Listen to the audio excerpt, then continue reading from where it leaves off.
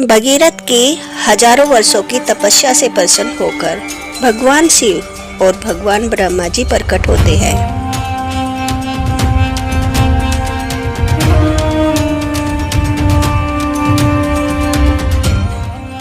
कहो भगीरथ, क्या इच्छा है तुम्हारी? हे प्रभु, कपिल मुनि के श्राप से मेरे 60,000 वंशजों की चिता जल गई थी और उन्हें अभी तक मुक्ति प्राप्त नहीं हुई है। कृपा करके आप उन्हें मुक्ति दिलाए।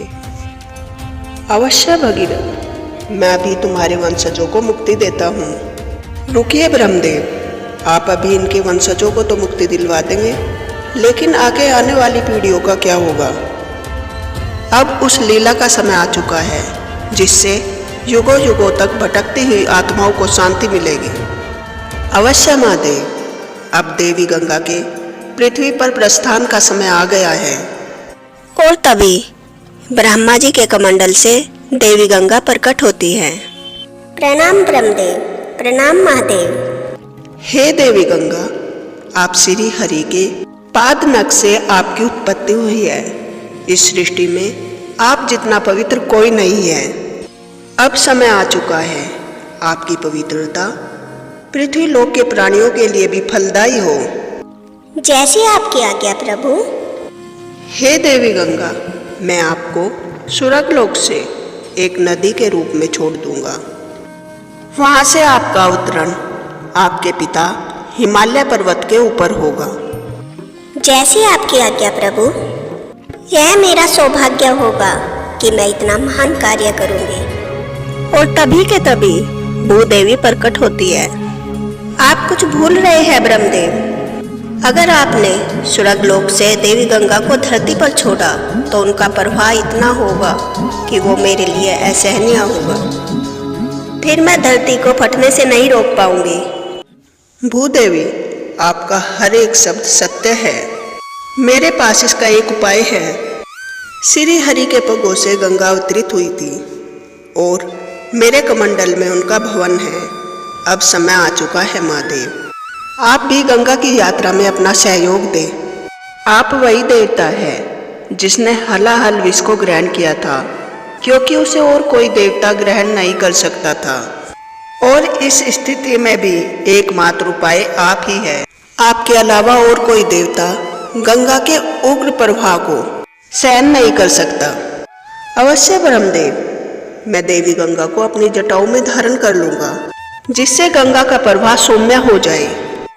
धन्यवाद महादेव, आपके कारण गंगा का प्रवाह मेरे लिए सहनीय हो जाएगा। और भूदेवी पृथ्वी में फिर से समा जाती हैं। और आने वाले समय में ब्रह्मदेव देवी गंगा को नदी के रूप में स्वर्ग से छोड़ देते हैं और महादेव देवी गंगा को अपनी जटाओं में धारण कर लेते हैं। गंगा का प्रवाह अति सौम्य हो जाता है और भगीरथ की दिखाई हुई दिशा में देवी गंगा बढ़ने लगती है। हे भगवान, आने वाले रास्ते में तो बड़े बड़े पहाड़ और चट्टान हैं। देवी गंगा अपने सौम्य रूप में इन सबको कैसे पार कर पाएगी? लगता है देवी गंगा का प्रवाह ज्यादा ही सौम्य हो गया। उस समय माता पार्वती कैलाश पर्वत पर महादेव के लिए भांग का लेप तैयार कर रही थी। मैया मैया, आप क्या बना रही हो? पुत्र, मैं तुम्हारे पिताश्री के कंठ पर लगाने के लिए भांग का लेप बना रही हूँ। उन्होंने इस सृष्टि पर सबसे जहरीला विष धारण किया है, हलाहल विष, और उसकी पीड़ा बहुत ही असहनीय है। उस पीड़ा को मैं कम करने के लिए उनके कंठ पर भांग का लेप लगाती हूँ। मैया, आप पिताश्री की कितनी सेवा करती हो? पुत्र, ये तो मेरा धर्म है और तुम्हारे पिताश्री भी तो मुझसे कितना प्रेम करते हैं। चलो, अब मैं जाकर तुम्हारे पिताश्री के कंठ पर यह लेप लगा देती हूँ। और जैसे जैसे माता पार्वती महादेव के निकट जाती है, उन्हें एक स्त्री शक्ति का एहसास होता है और माता पार्वती को लगता है कि भगवान शिव के दर्शन के लिए कोई देवी आई होगी। अरे, अगर स्वामी मुझे पहले ही बता देते कोई देवी आने वाली है तो मैं पहले ही उनके आदर सत्कार की व्यवस्था कर देती। किसी अतिथि का सत्कार कोई ऐसे करता है? और देवी पार्वती भगवान शिव के ध्यान स्थान पर पहुंचती है, परंतु वहाँ किसी देवी को न देखकर वह अचंभित हो जाती है और वे देखती है भगवान शिव तपस्या में लीन थे। स्वामी, क्या कोई देवी आई है?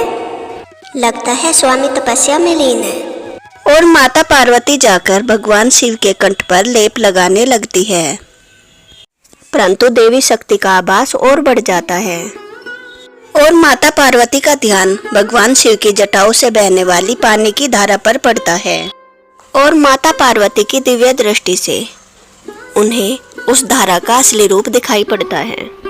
देवी गंगा आप? और देवी गंगा को भगवान शिव की जटाओं से इस तरह बहते हुए देखकर देवी पार्वती को उनसे ईर्ष्या होती है। ये महादेव ऐसा कैसे कर सकते हैं? मेरे खुद की बहन गंगा को इन्होंने जटाओं में धारण कर लिया। यह बिल्कुल भी उचित नहीं है। मेरे अलावा और कोई स्त्री भगवान शिव के इतने निकट नहीं होनी चाहिए। और माता पार्वती अपने भवन की ओर लौट जाती है। ये क्या हो रहा है? ईर्ष्या जैसा भाव मेरे अंदर, और गंगा मेरी ही तो शक्ति है और उनकी उत्पत्ति वास्तव में मुझसे ही तो है। श्री हरि के वामन अवतार मेरी माँ विद्या का ही तो पुरुष रूप है। देखा जाए तो इस लीला में मेरा भी इतना ही सहयोग है जितना महादेव का। फिर भी मुझे ईर्ष्या क्यों हो रही है? मुझे ध्यान लगाना चाहिए। और माता पार्वती ध्यान में लीन हो जाती है। उनके ध्यान में आदि पराशक्ति प्रकट होती है।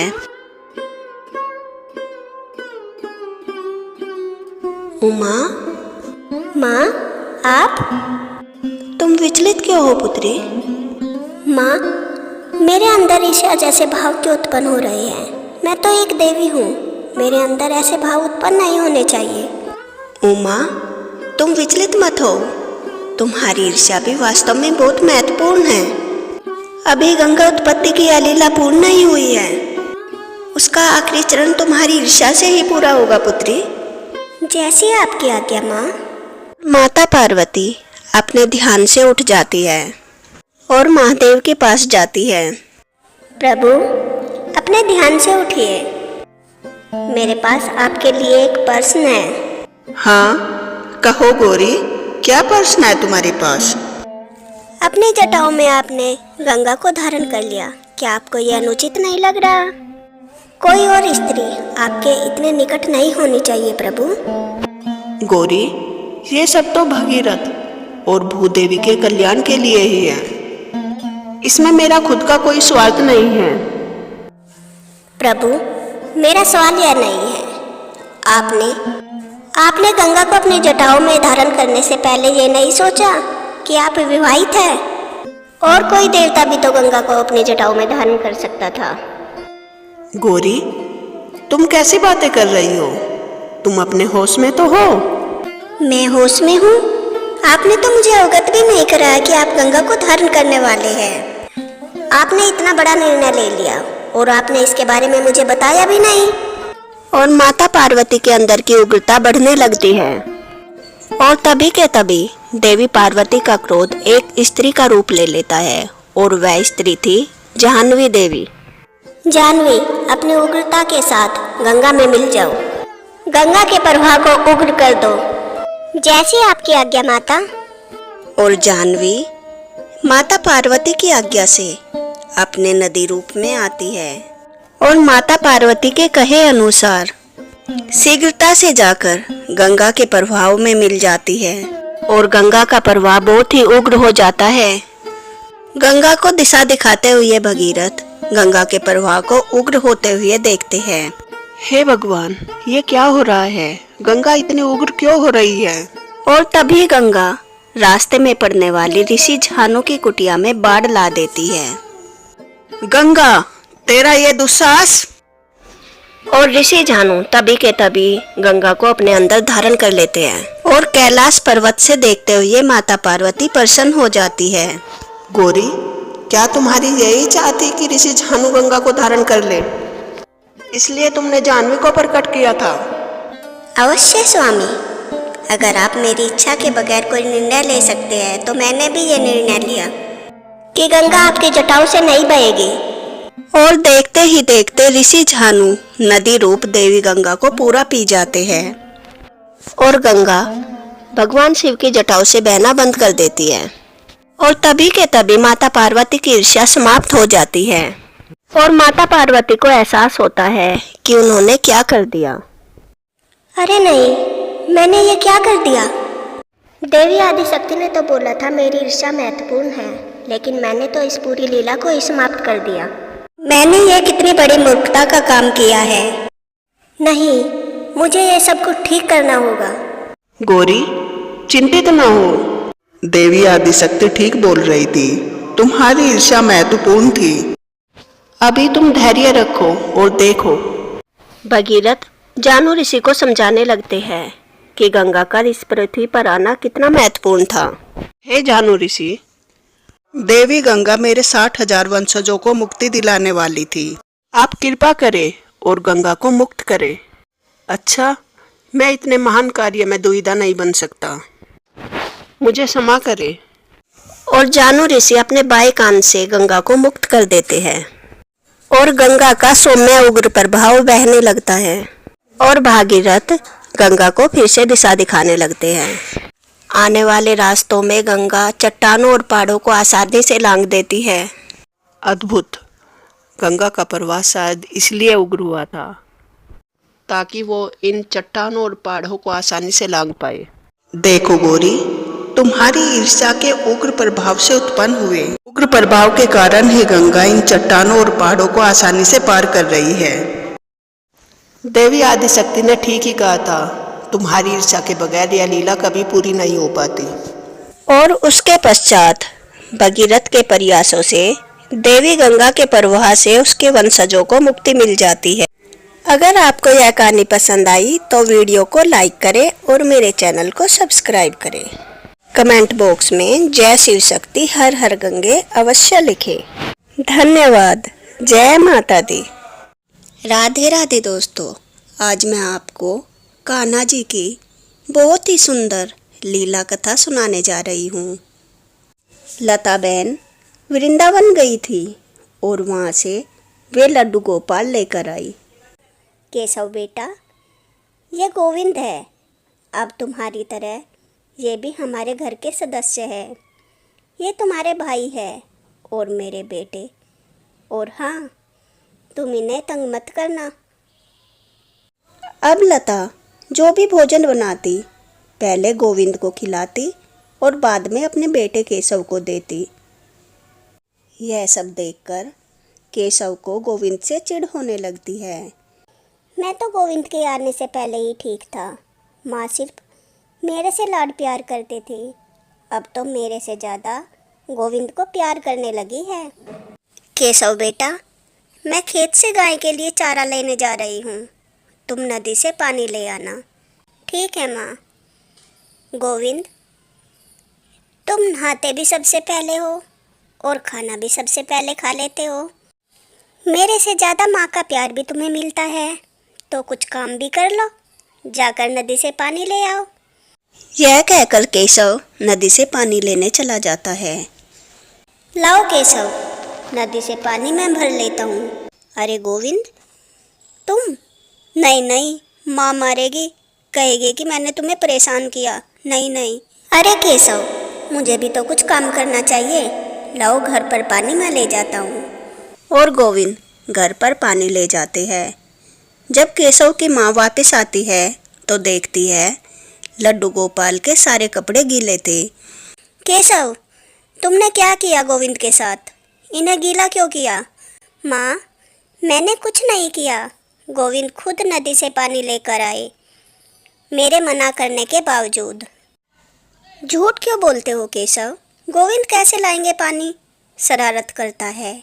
जरूर तुमने इन पर पानी डाला होगा, इन्हें भिगोया होगा। आगे से ऐसा मत करना।